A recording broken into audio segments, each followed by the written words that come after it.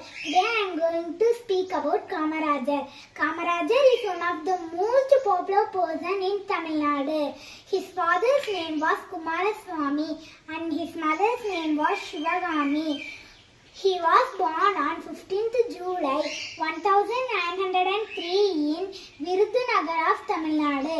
From his childhood, Kamarajar actively participated in Indian freedom struggle.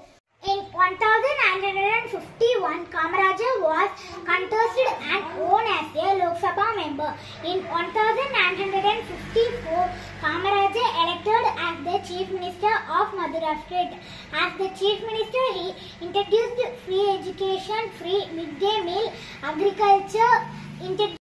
Kamarajar role in often known as important role in making Lal Bahadur Shastri and Indira Gandhi as the Prime Minister.